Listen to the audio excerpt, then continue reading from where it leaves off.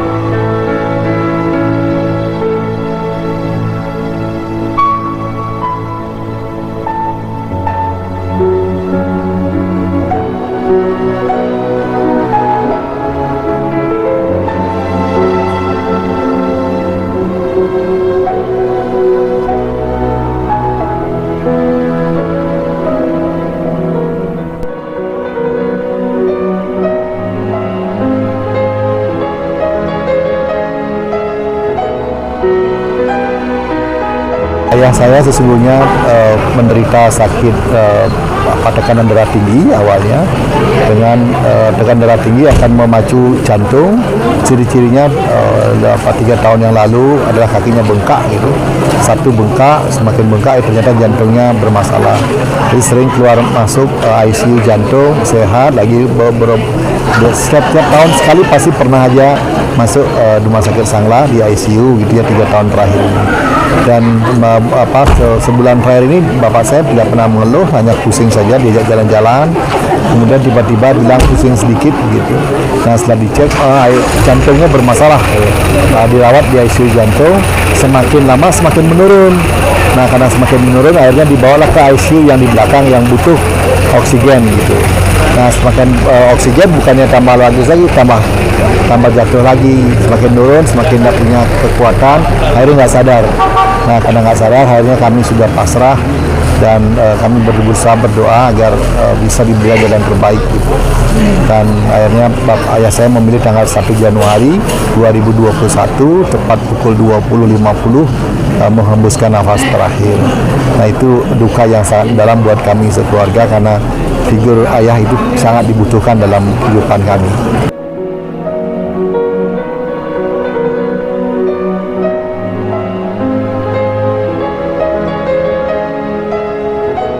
Saya mendapat pesan yang khusus bahwa kalau kita hidup itu perlu sederhana, kemudian penuh tanggung jawab dan harus dilakukan dengan kejujuran yang tinggi, dan yang tidak kalah penting adalah kedisiplinan. Itu yang menjadi hal pokok yang mesti harus dilanjutkan di masa depan gitu ya. Dan menjadi acuan kita atau kami anak-anak di masa depan, termasuk juga cucu-cucu, cicit-cicit, bahwa jangan lupakan kejujuran dan kedisiplinan serta kesederhanaan untuk bisa menggapai kesuksesan. Kalau hanya mengandalkan hard skill tanpa soft skill, itu pasti nggak akan bisa diterima di lingkungan sosial manapun. Karena kesuksesan orang itu terletak bagaimana dia cara bergaul pada masyarakat sekitar. Itu pesan penting yang saya dapatkan, sehingga benar-benar kami sangat kehilangan dengan orang tua kami, khususnya ayah. Figur ayah sangat menentukan kesuksesan kami dalam berkarir.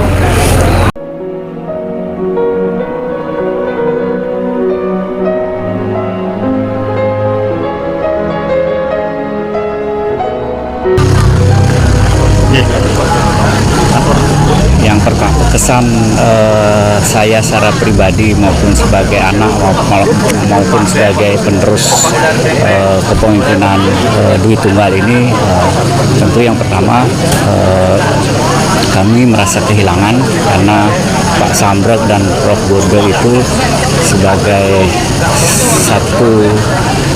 dua sisi mata uang yang tidak bisa dipisahkan, karena beliau ini membuat sejarah yang relatif fenomenal di Bali, sehingga kehilangan beliau berdua sama dengan kehilangan banyak hal. Tetapi yang harus disadari bahwa kehilangan mereka berdua tidak mesti menghentikan semua langkah. Mereka sudah menciptakan sejarah, sedangkan anak-anak beliau, baik anak-anak Pak Sambrek dan anak-anak Prof. Borgel, harus melanjutkan sejarah, tentu dengan catatan sejarah yang kami buat seharusnya lebih besar dari sejarah yang beliau berdua lakukan. Karena menciptakan sesuatu butuh pengorbanan, tetapi mempertahankan dan mengembangkan jauh membutuhkan pengorbanan yang lebih baik lagi. Itu yang kesan yang mendalam, yang secara pribadi saya ingin katakan bahwa kami kehilangan tempat bernaung, tempat meminta petunjuk ketika kami menghadapi masalah-masalah dalam proses pengambilan keputusan ketika terjadi perdebatan di antara pendiri. Ketika beliau masih ada, tentu mudah bagi kami untuk meminta petunjuk ketika masing-masing pendiri memiliki persepsi yang berbeda-beda. Tetapi ketika beliau sekarang sudah tidak ada, tentu kami harus mencoba untuk belajar lebih baik lagi dalam proses konflik yang bersifat fungsional. Saya pikir itu. Yang berikutnya yang saya dapat rasakan bahwa beliau, terutama Pak Samret, memiliki stabilitas dalam mengelola keuangan yang baik. Bukan pelit, tetapi manajemennya sangat bagus sehingga Undiknas menjadi jauh lebih besar daripada saat didirikan tahun 69. Nah, ini yang harus menjadi catatan bagi semua pendiri bahwa anak-anak pendiri sekarang level pendidikannya jauh lebih tinggi. Seharusnya kecepatan Undiknas untuk berkembang, kecepatan Undiknas untuk berkembang, kecepatan Undiknas untuk meningkat lebih baik itu seharusnya lebih cepat gitu.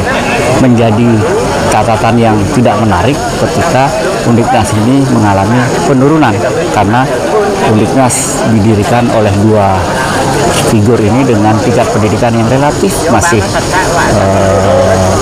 bukan kecil ya, artinya masih menengah.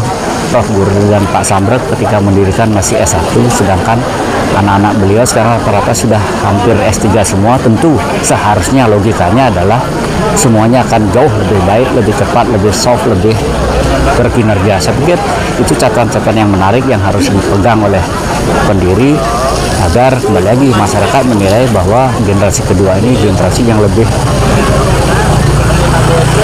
emas lah gitu, lebih baik dan lebih berkinerja. Saya pikir itu yang bisa saya sampaikan.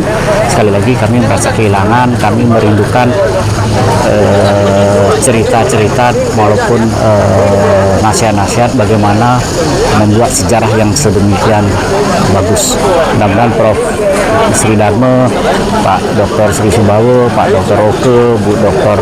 Tini, Bu Dr. Sri Rahayu, saya sendiri, Pak Sri Ningge dan Bu Sri Muti bisa mencermati itu dan bisa membuat langkah yang lebih progresif lagi ke depannya untuk Perdiknas. Saya pikir itu yang bisa saya sampaikan. Selamat jalan inspirator saya, selamat jalan Bapak saya, selamat jalan guru saya. Semoga apa yang sudah ditinggalkan bisa kita jaga dan kita pelihara lebih baik lagi. Sekian dan terima kasih.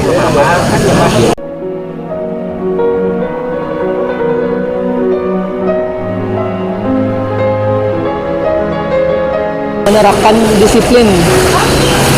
Contohnya misalnya kalau tidak melaksanakan tugas, kami dihukum dengan cara hukumannya itu ringan sih, olahraga, misalnya push up, itu hukumannya. Setelah dewasa, setelah nikah, saya selalu menengok orang tua. Orang tua pasti nanya, kemana ya, kok nggak ada kabarnya. Kalau anak perempuan itu pastinya. Ya, pasti ditelepon sama bapak kalau nggak nengok.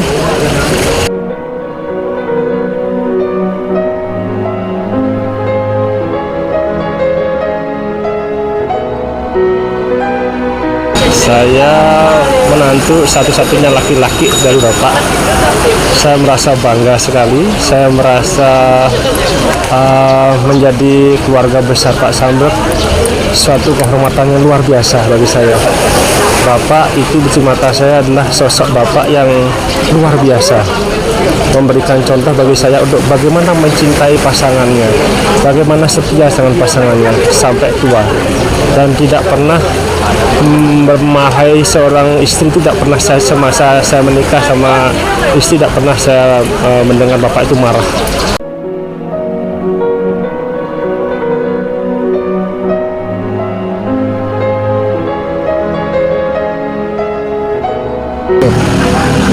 Mengenai Pak Ketut Samret, beliau adalah pernah menjadi pemimpin saya ketika saya menjadi dosen di Fakultas Ekonomi dan Bisnis, dan juga ketika beliau bersempat menjadi rektor di Universitas Besar.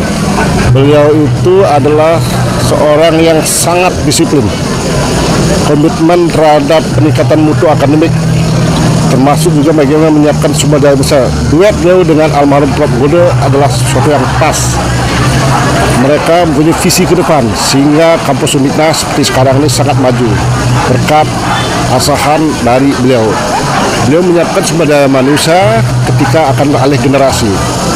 Dan ini kami rasakan sekarang, bagaimana beliau mendidik anak-anaknya yang luar biasa dengan sangat disiplin, tanpa memandang bahwa yang lain itu pintar dan bodoh, dia harus maju. Itu salah satu prinsip yang memang dimiliki oleh beliau. Pak Dr. Sakit Sambrad ini adalah seorang tokoh panutan bagi kami semua. Kami merasa sangat kehilangan karena Pak Sambrad adalah ikon Undiknas yang masih hidup, tapi beliau telah meninggalkan sekarang. Semoga penggantinya, generasi berikutnya mampu meneladani apa yang telah beliau kerjakan selama ini, dan tentu lembaga yang ditinggalkan oleh beliau akan semakin maju. Itu harapan kami semua sebagai salah seorang yang bekerja di sana sejak tahun 88. Sampai sekarang ini saya jadi guru besar karena juga arahan dan didikan dari beliau, Bapak Dr. Sakit Sambrad almarhum, yang hari ini di Aben di Cikumaria.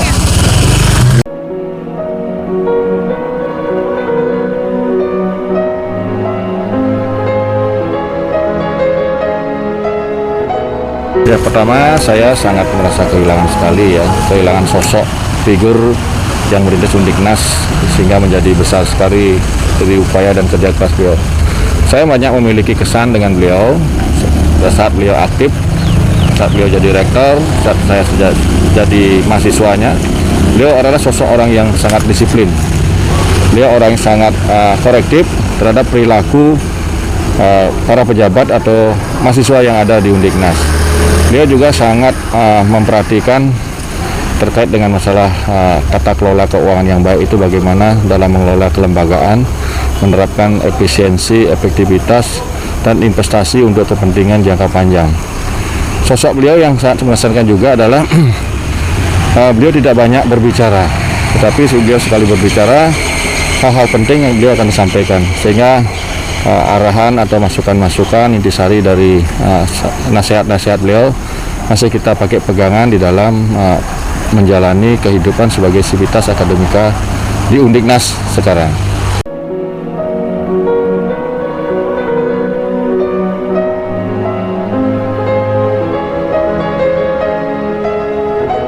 Bapak ingin selalu hidup sederhana. Bapak ingin selalu mengatur pola makan biar sehat, sehingga umur Bapak bisa panjang seperti ini. Itulah yang mengajarkan sama anak-anak semua, belajarlah sederhana dan hidup sehat. Itu kesan yang paling mengesankan bagi saya.